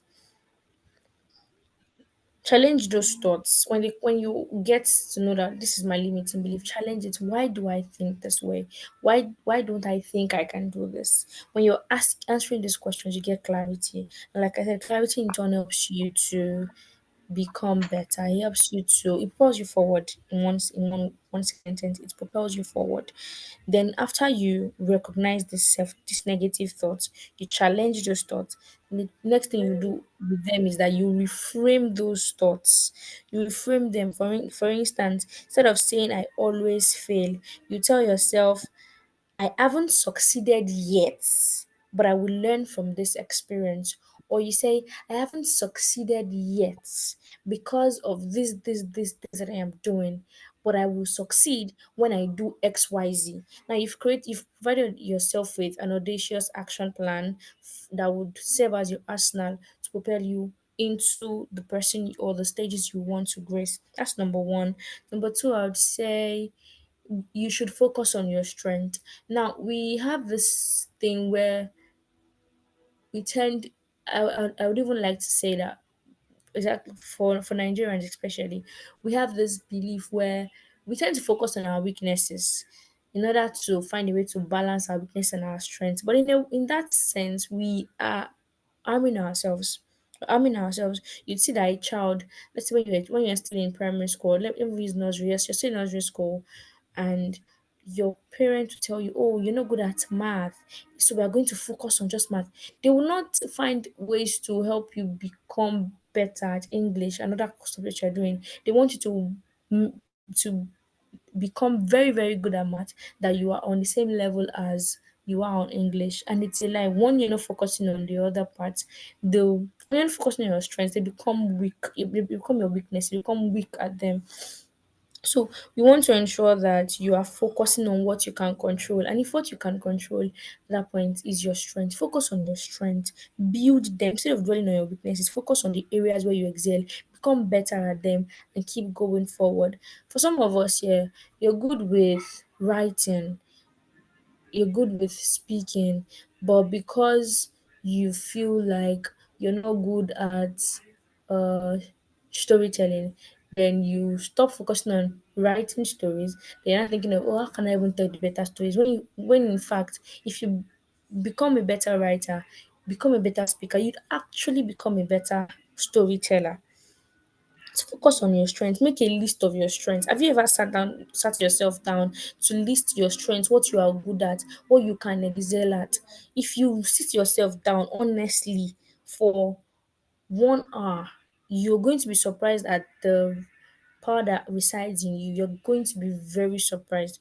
You think that, oh, I can arrange chairs very well. If you don't know that that is a skill, that's under organization. You're very good with project management. You like directing people, do this, do that. Okay, let's have it this way. Let this project go this way. That is a skill that you can focus on if it is your strength. But because you've not sat yourself down to list these strengths, you don't even know that you have them in you. Sit yourself down, focus on your strength, list your strengths out, and start working on them. List your achievement, your accomplishments too. Doing this would help you become more confident. You think that some people's charisma or the way they carry themselves with so much push, you think it's because they have 1 billion in their account. No, it's because they know that what they have in themselves can produce $1 billion. So that's number two. Focus on your strength. Number three, I would say I don't want to say realistic goals, but yes, let's still call it realistic goals because if I try not to say realistic, some people are going to fight me. Set realistic goals. Now, realistic goals means that whatever you want to do, don't gauge yourself on the bar of, like I mentioned before, Mojibadi social when you've not even gauged yourself on your own bar. yes, you want to learn from these people, you want to become better, you want to learn from Elon Musk, yes, good. But you can't grade yourself or celebrate your progress the same way that Elon Musk would celebrate his progress or set his goals. So set your own realistic goals, set your own goals. They should be not necessarily small, but they should be achievable. Follow the SMART goal system, break them down into actionable steps that you can take, then track your progress. You cannot have historical data if you're not tracking your progress. You see how Tim Tucker was able to say, "Oh, I have done this, I have done that, I have done this, I have done that, then I can do this." That's because she has been keeping track of her progress. But if you've not been keeping track of your progress, how do you want to measure this? How do you want to do that? So track your progress, then learn from your mistakes. It is it is normal for you to make mistakes. You're not so super human that you will not make mistakes. Everyone makes mistakes. Even your superheroes make mistakes. So learn from your mistakes and then translate the lessons you learn from them into your learnings for the next phase that you're going into. Uh Number four, I'm trying to give 5 points, so let's see how I can get 5. Number four, I would say yes, step outside your comfort zone. Step outside your comfort zone. You cannot become who you want to become by staying in your comfort zone. You cannot beat Elon Musk if you are staying inside your comfort zone of sleeping and waking up, or believing that you cannot yet make 1 million naira because you are who. I don't understand. It's easier to just relax and stay and lay back, be planning. But it's another thing to take the actionable steps you need to get the results you desire. So ensure that you ensure that you are very conscious about that. Ensure you're very conscious about that. That is stepping outside your comfort zone. Be intentional about it. Be intentional about it. It's Temitope did not become who she is today by staying in her comfort zone. Ramadan did not become who he is today by staying in his comfort zone. Ziv did not become who she is today by staying in her comfort zone. And I did not become who I am today by staying in my comfort zone. And if I'm going to get to the place I even want to be, I cannot stay in my comfort zone. Your comfort zone is it's danger zone. It's danger zone. If you keep staying there, you would not grow. You can't grow in your comfort zone. You can't evolve in your comfort zone. So the best thing for you to do is to challenge yourself to take on new challenges. Challenge yourself to face your fears. Challenge yourself to learn from your experiences. Experiential knowledge is the best knowledge you can have. Yeah, people will tell you do this, do that. But when you homegrown wisdom is something you cannot joke with, and you only get that by living in introspection. Then I would end with saying number 5 would be practice self talk and seek support. Sorry, positive self talk. Yes, practice positive self talk. Don't say negative words to yourself. Don't allow it in your space. I don't know how people have friends that tell them, "Oh, we're in here or there, and you people are laughing together." I cannot take it because somehow words are seeds. It may seem like a joke at that point, but you don't know the seed that's planted in the person's heart that will start to germinate into a little plant. Before you know it becomes a whole tree. You don't know how much words have power until you actually sit yourself down to assess it. So ensure that you are practicing positive self-talk. Do not allow any negativity in your zone. My friends and I, we don't insult each other. I come telling me you're mad because of what? Or Olodoni. As how, in which space? I don't condone it and I won't say it out. So be careful of the words that come into your space. Be careful of what you say with your friends. Be careful of the things you listen to. Some songs you listen to and you just feeling fly, you're loving the beats, but they are planting seeds in your heart. So talk to yourself as you would speak to a friend. Be kind to yourself. use affirmations, focus on your strengths and your potentials instead of focusing on your weaknesses, and then seek support where you need to seek support. Not even just where you need support to seek support. Seek support.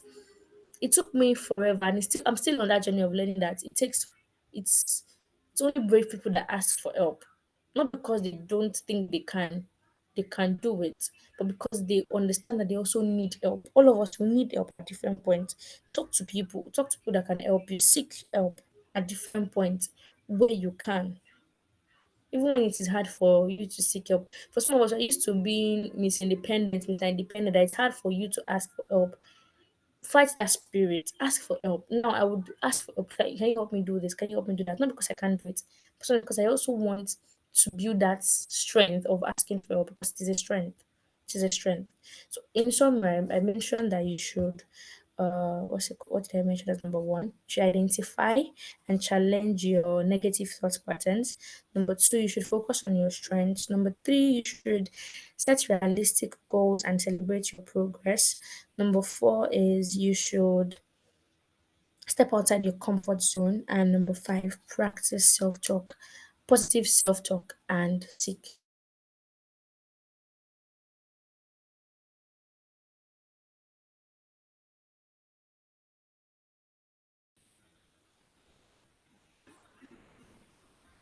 What is Amaju?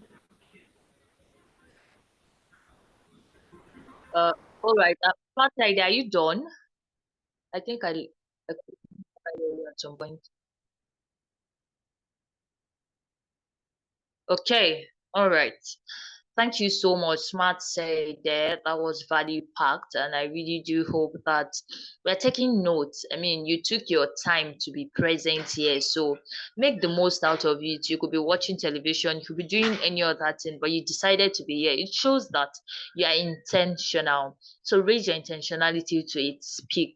For those of us that are still here, I so much appreciate you. Some people left already, but we have about 12 more minutes to spend, and in these 12 more minutes there is still a lot more to learn, so stay with us. Yes, I dropped in the chat box. If you have any question whatsoever, please drop them in the chat box. I have just 2 questions of my 150 questions left, and we would also like to hear from you, and the time we have is very much limited. So if you have any question, please drop them now. So this next question I have is a general question. I'll be throwing it to the 3 panelists, and because of the time limit, you all have, I will be pleading that you'll respond to these questions in not more than 2 minutes, please. And the question does with the response will be coming first from Oladipupo Ramadan, followed by Temitope Bakare, before we now hear from Smart Saide. And the question is this. Can you hold on for me, please?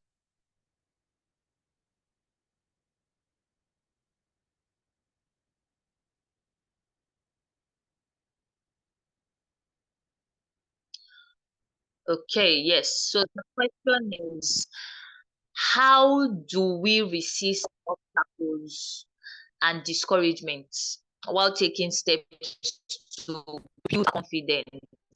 You are fighting with your life. I mean, you are trying your best to build your confidence, but there are these friends that are just laughing at you, or some people that don't even understand what you are trying to do, and they are just dragging you back. So in spaces where we feel discouraged, how do we continue with how do we resist these obstacles? How do we resist this discouragement, and we continue to build our confidence amidst this discouragement and distractions? So let's hear from you first, Ramadan. Afterwards, we hear from Tema. Lastly, we hear from Smart Say. I plead with you, let it not take more than 2 minutes. Thank you. All right, thank you very much. To answer this question, I'd like to use an analogy. I'm going to assume none of us have blue hair, and I want you to imagine you're walking on the street, hot sunny afternoon. Somebody just walks up to you and says, I hate your blue hair. Your response is, hmm? And I'm pretty sure none of us will get affected by that because obviously I know I don't have blue hair. I think it's the same with when people try to pull you down when you're making conscious steps to be confident. It's about you. It's not about anybody else. Now, the only reason why you should be looking outwards is to look outwards for positive reinforcement. Now, if what you're getting from the people around you or the people outwards is negative reinforcement, then you have to look within. Because if you believe that you're on the right path to being confident and you know that whatever you're doing is beneficial to your growth as a public speaker, to your growth as a more confident individual overall, the point is you have to know within. Because then if somebody tries to pull you down, your response will be, it doesn't really matter because what matters is what you have within. I don't know if that makes sense to anybody. So the most important step is strengthening your perception of yourself within. I want to be confident. I am taking steps to be confident. Whatever anybody says that's negative reinforcement doesn't concern me because I know that within me, what I'm doing is the right thing. What I'm doing is necessary for where I want to be. Because at the end, nobody will take you to where you want to be. People will guide you. People will pull you down. But only you can get you to that point where you ultimately want to be.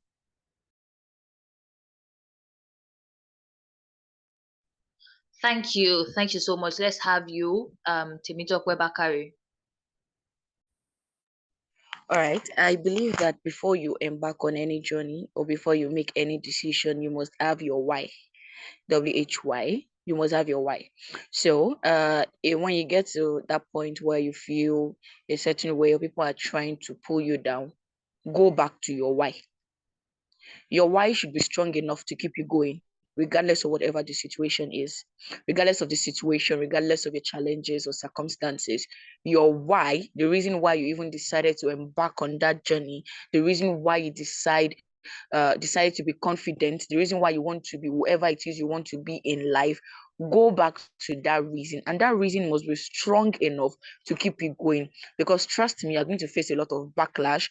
A lot of persons are going to pull you down. And it might surprise you that it's even your closest persons that may actually try to pull you down.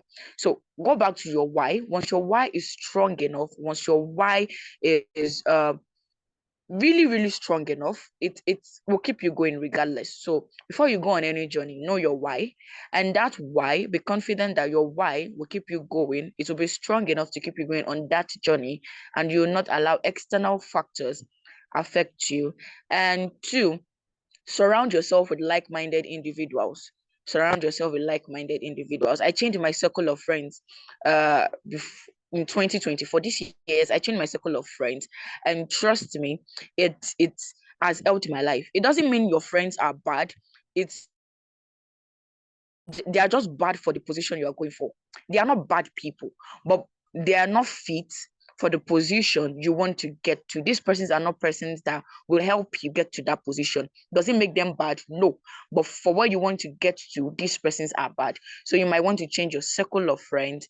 In fact, it's not you might want to change your circle of friends and surround yourself with like-minded individuals, and you're good to go. Thank you. Thank you so much. Let's have Smart say there on that 2 minutes. Hi, good evening once again. Can I get the question again? How do you resist obstacles and discouragements while in the journey of building confidence? Okay, thank you very much. First off, one thing I always do is if you are if I cannot exactly come to you for the advice that I need to propel me forward in that space to be sincere, I would ignore everything you are saying. And I say this not out of pride, but because a lot of people are very good critics, but they cannot provide me with the actionable steps I need to take. So if you're only going to come with you criticizing me without giving any solution, providing any solution. Your words are as good as I did not hear them. Would I get discouraged by people?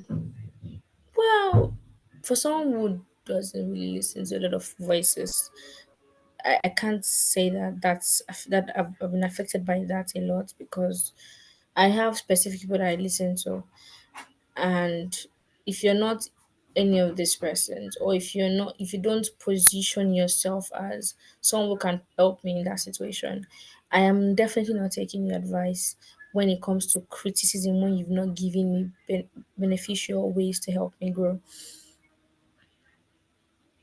But if I were someone who gets discouraged by people, if I could be discouraged by people, I would say that the one thing that you should do is, yeah, know your voice, know the people you listen to, know the voice you allow into your space. Not everybody that speaks to you is speaking to you for your own good. They're saying it out of their own pain sometimes.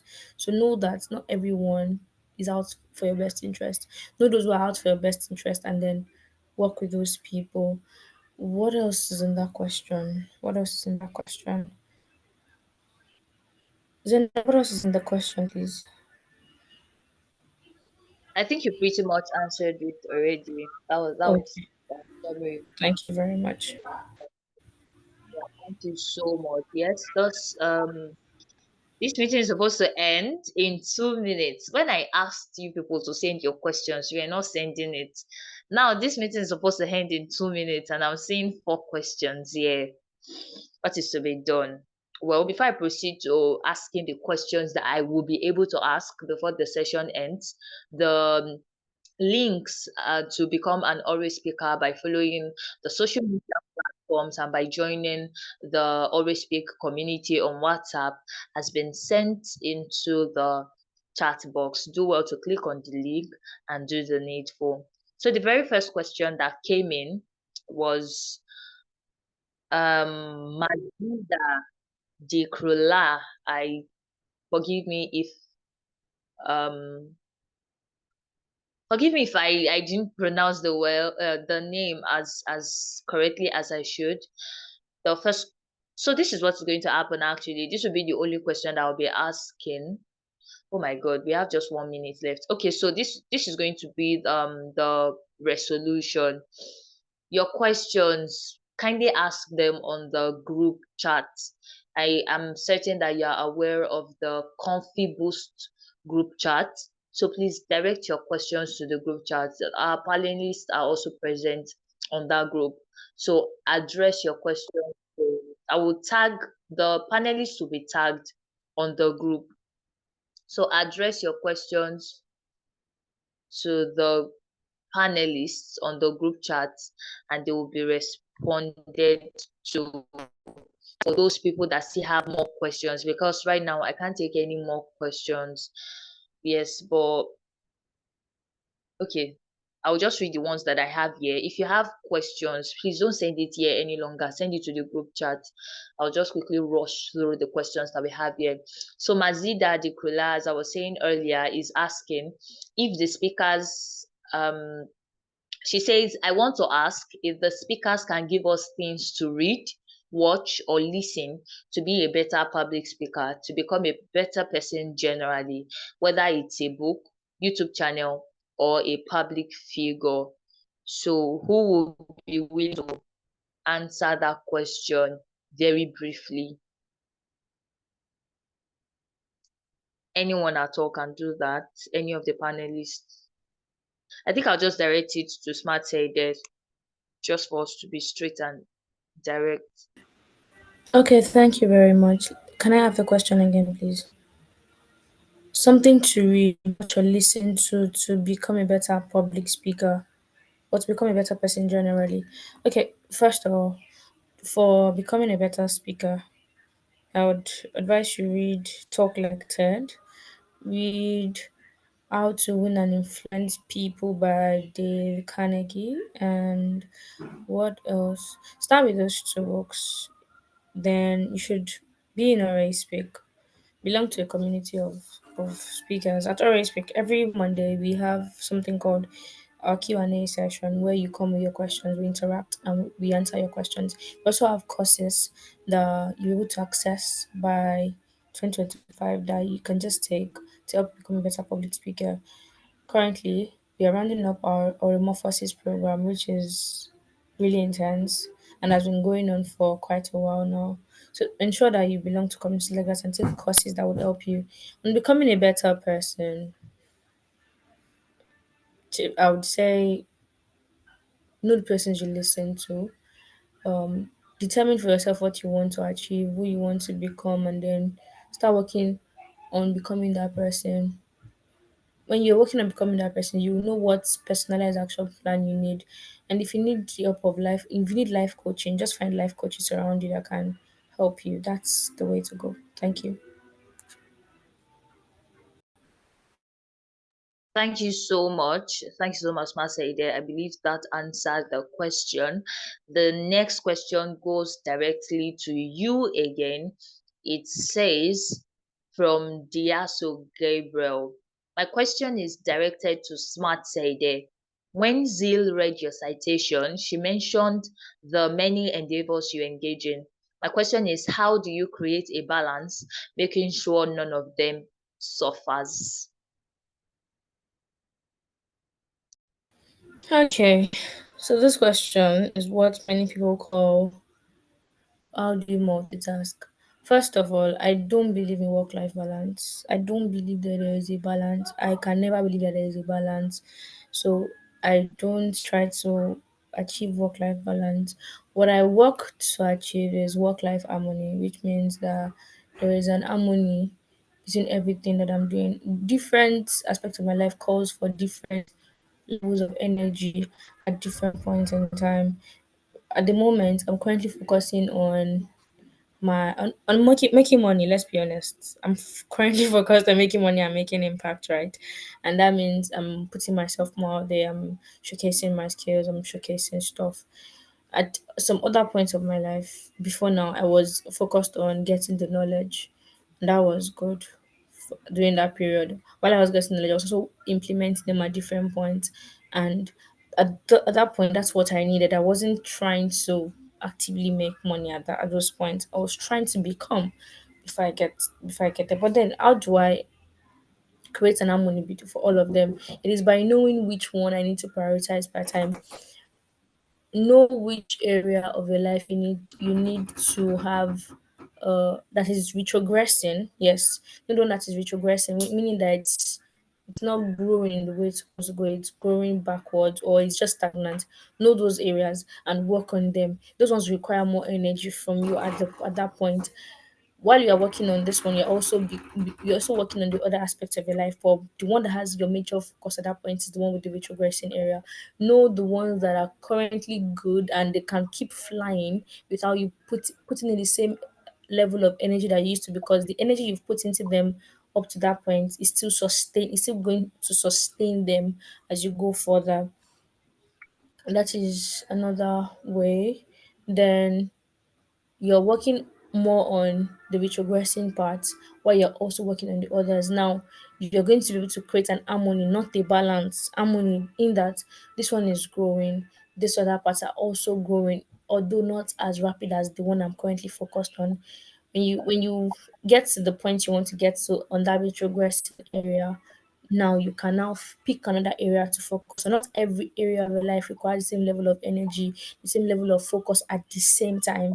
When you know that your life is going to be peaceful, then the practical steps you now take from there is having your time allocated properly. Know what you are doing per time. Google Calendar is currently my best friend because I have alarms for almost every single hour of the day. I know my most productive blocks of time in the day. So I work with those in those period. I work. And I don't want anything to distract me. I have what I'm doing from 6 to 7, from 7 to 7:15, from 7:15 to eight a.m. Like that. Having my life organized like that helps me to focus my energy part time. So have your to-do list, have your schedule fixed, have it fixed, know what you're doing, but then don't take any excuses. And when you have all of these things, people will not be dragging your attention from different angles anyhow. You just know what you're doing, and they can't come in, they can't come in, and you're booked. And when you're booked, you're booked. That's it. All right, thank you so much. Smart said. The next question, I'll be directing it to Oladipupo Ramadan. How do you plan adequately for a speech when you have tight engagements? Please do your best to keep it really, really brief. Let's hear from you, Ramadan.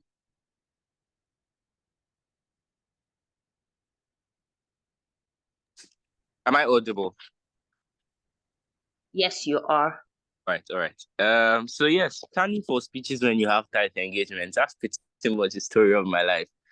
I think it all boils down to doing the needful and leaving the unnecessary, because there's a lot of unnecessary things we want to add to our speeches and pieces that we want to deliver, but there are certain things that are very important, certain that you never want to about.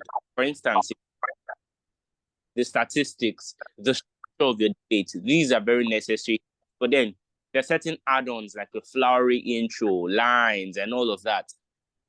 But when you're really strapped for time and you have a lot of engagements and you really don't want to water down the quality of whatever there doesn't be a debate, could be a speech, could be a TED talk, could be an event you want to hold.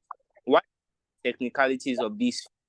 The most important thing is the basics, the principles that everybody needs to abide by. Hold on to these principles. Leave the flowery, excessive add-ons because you don't have the time, and utilize the limited time you have towards the most important thing. So arrange everything you want to prepare for in order of importance and dedicate the most time to the most important things. All right, thank you so much.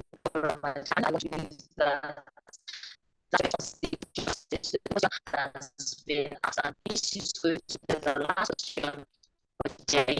Remember to send the rest of your questions to the group chat. If you are not on the group chat, the link to join the group has been sent to the chat box. All you need to do is click on the link to join the group. Now, the very last question will be directed to Bakari Temitope, and upon receiving that response, that will bring us to the end of the panel section. The question goes, this is you, Bakari. My question is, okay, this is coming from Suad, and his question, according to the way he wrote it here, is, my question is, how do you engage someone whom you felt has the ability to do something, like a good speaker or so, but they are not giving the best response or performance? Do you just give up or keep engaging the person? I'll repeat the question again for the sake of clarity. Suad says, my question is, how do you engage someone whom you felt has the ability to do something, like a good speaker or so, but they are not giving the best response or performance? Do you just give up or keep engaging the person? Let's hear from you, Bakari Temitope. All right, so I'll ask you a question too. Suad, what are you engaging the person on? What type of conversation are you having with the person?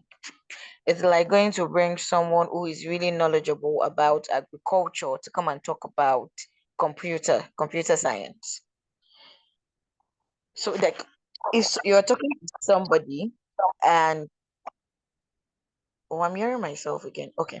If you're talking to somebody and the person is not giving you the best response or performance, like you said, don't just give up on the person. But first, before you even engage somebody, you have to know the area of expertise. If I was invited to come here to speak on computer science, trust me, I may not talk as much as Ramadan would speak. That is his area of expertise. He's a computer science student and I'm a communication student. Look, there are two different things. So Ramadan will speak extensively while I will just give one or two inputs, probably just define computers and mention the part of computers I know. And to you, you'll be wondering, oh, we invited her here to speak. We invited her to, share her knowledge and everything. And she's just defining computers. You prefer Ramadan to me. But if you invite me to come and tell you on how to write news stories, to come and speak as a journalist or a reporter, the way I will speak will be different from the way someone whose expertise is in technology would speak, because they are two different fields. So before you engage someone, know the person's area of expertise. Or before you even invite someone to speak, I think a lot of persons just host program today, and because persons have titles to their name, just invite the person thinking that, oh, this person can come and then just going to nail it and all of that. No, make research on the person's area of expertise. What has this person been doing? Check the person's track record. This is what the person is doing. This is what the person has done. And then you can invite the person to speak on that area. You realize, you just see that this person is just giving you so much, a lot. You are learning a lot of things. Compare that to a person who has no idea or just know little about that area. They won't give you what you want, and you will not even learn anything. In fact, you might end up giving up and not engage the person again. So before you engage someone, check their area of expertise and where they are really, really knowledgeable, and then you engage them. Thank you so much.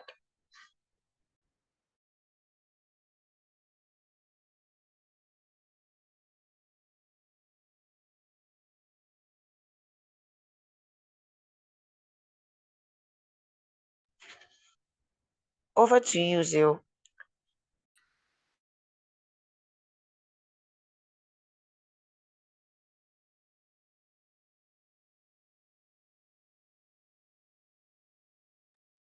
Thank you so much. Oh my goodness. Thank you so much, Tope. Since 7 p.m., it has been value upon value upon value. My notepad is full. I'm sure yours must be full too. If not, you are wrong. Value upon value, and now it seems like we should not even go again, but then we have to go. Big appreciation to OraeSpeak once again for bringing these amazing personalities together. People who are not just talking the talk, but are actually walking the talk. It's a different thing to hear inspiring things from people who are just saying it, and it's totally different from hearing it from people who who whose realities are the things that they are actually saying. And I want to believe that we've learned a whole lot from this session. Thank you once again to OraeSpeak, to the team. To become an OraeSpeaker, you know what to do. Check the chat box. The link to the social media handles is there. The link to officially join the OraeSpeak community is there. And you are also present on the ConfiBoost group. If you are not, the link to join the ConfiBoost group is also there in the chat box. If you still have questions, all you have to do is drop your questions on the ConfiBoost group, and the panelists would be tagged in, just in case your question is directed to a particular panelist. This panelist will be tagged to answer your questions. Big appreciation to OraeSpeak, bigger appreciation to the panelists for taking out of their precious time. It's been 2 hours and 15 minutes, and that is a lot of time. We do not take it for granted. We so much appreciate you, and we are sure that you are going to continue to break grounds. This officially brings us to the end of the webinar ConfiBoost. I remain your panel session moderator. I am Zil. You can call me that girl that shows up all the time. Yes. And I believe that this session has been amazing. This is me boosting my confidence. This is me overcoming, well, this is a stage, sort of online stage, overcoming stage fright. This is me overcoming imposter syndrome. So if you have sessions that you want to, panel sessions that you want to moderate, in fact, events that you want to host or compare, call me. I'm all in for it. Thank you so much. It was really amazing doing this. I'll be handing over back to the community manager who started the meeting, and that will be the end. Thank you so much.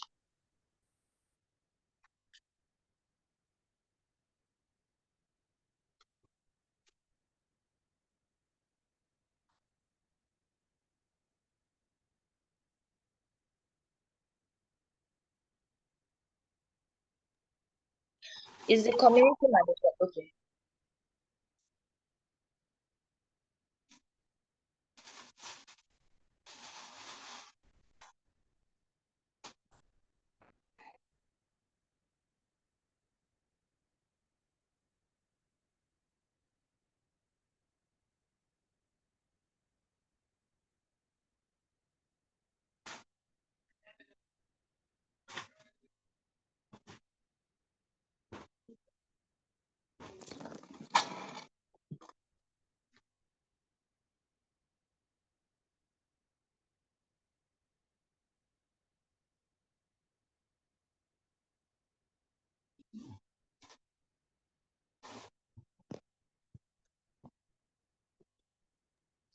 All right. I am not exactly sure that the community manager is still present on this call, so I guess I'll have to do the closing officially by myself. Yeah. So thank you so much for attending.